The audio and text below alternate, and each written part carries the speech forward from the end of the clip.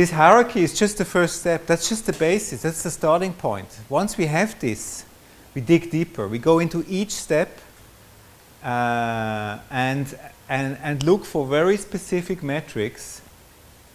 How to find out how consumers or users are feeling, are evaluating how the job is done. Only then it starts. So, and we need this very concrete and large extent of metrics, because if you give a developer a brief and say develop something convenient, he will develop something that is convenient for him and not for the user. That's a bit the problem. So we try to get this bias out of the picture and have the concrete insight. So what do we do? So we ask about a job. We start with a job step. One on the list. It can be higher up or lower up, and then we trigger stories, problems. There are not so many. I mean, it can take time. It can take steps. It can lead to a wrong result or a good result. Sometimes good result. Sometimes it doesn't work. Be sure that something is happening. So we're triggering stories. This is an example from a doctor. And through the questioning, there were these stories about, amongst doctors, it's quite common to ask, how many charts are you behind today? A chart is a patient record where they write basically down. And they're constantly behind on the charts. And they say it like this. I used to work the documentation after work. That was horrible. It takes me more and more time now. I try to finish the documentation before moving on to the next patient. No? So we try to trigger these stories, and then based on these stories we work with the respondents to phrase a statement, a metric, we call it, a value metric. For example, here it was to have to work overtime as rarely as possible to catch up on the documentation. So these statements, Tony calls them outcomes. Christensen calls them hiring criteria. Tony has defined what it is. It has a clear syntax, a bit complicated one, a bit odd one, but it is defined. Christensen has not defined it. He just talks about hiring criteria, and we have also defined it. We say it has three elements. First element is the result you obtain or the result you want to avoid. That's the key. What do you want to obtain or achieve, or what do you want to avoid? And here you can take out the solution. What you want to achieve with pressing a button is that there are as few steps as possible.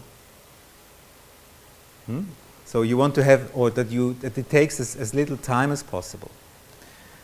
So, until the software, or until you can start work, let's say. So the result is you want to start work.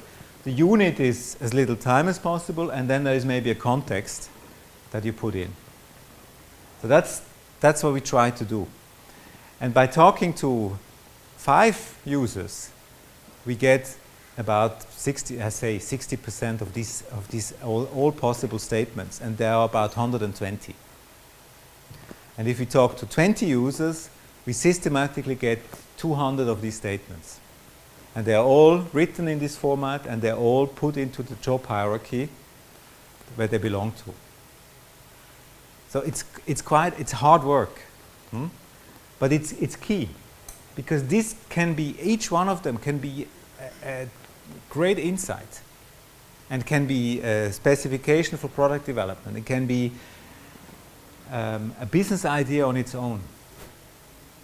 But when you talk to 20, you had 200 of these statements. You don't know which of these statements is important or relevant. You don't know, because only one. If one user says it, you take it. But you don't know. If 5 users say the same thing, you still don't know if it's relevant, because there can be 15 others or 25 others who don't say it. That's just science. And that's where lean is dangerous, because lean tries to iterate quickly, with the hope that the iteration will lead to the right result. But it can take a long time. So that's why we are lean. We try to be lean, but at the same time we have to be careful. So that's the value metric. Tony calls them, ODI calls them outcomes and hiring criteria, and they are very important. Just about the units, you know units, kilometers per hour. So to drive a car, kilometers per hour, that's a unit. How fast? You can rephrase that, and that it takes as little time as possible until you arrive. Clicks per order, that's a known metric in software. But you can also say number of fearful moments when you drive in a car. You know, this happens. There are these moments of fear happening, and the context when you drive yourself, or when it's raining, or when you are a passenger, that can be different. So these units, you have to be creative with the units, but it works. It works, and that's how it's judged. We did car studies. That's how they talk. You know, I had this horrible moment, and I thought we crash. How did you feel about it? This was not very good. So is it important for you that during a trip you get as few of these horrible moments as possible? Yeah, I don't want a few, I want none. No? So we have then a scheme in our head where we say, okay, never have a moment. So this is a bit complicated, but that's the scheme we have in our head. It says, when you do something, when it is a job step, what's the result you wish to obtain or avoid? What's the unit you apply? And what's the context? What's the context? That's what we have in our mind when we do these interviews. Yeah? And so we build it up. So we know that 30 interviews we get 100% of the metrics. We don't learn anything new. We do the 31st interview, nothing new. It even starts at 10, 12. Suddenly you have an interview, you didn't learn anything new. So we know that the curve is flattening. And then we systematically write them down. Now, can this work in startup environment? We believe it, yes, but it needs discipline. And having a list of 100 of these metrics, you don't have to go to 200, but 100 of very concrete metrics can be very inspiring.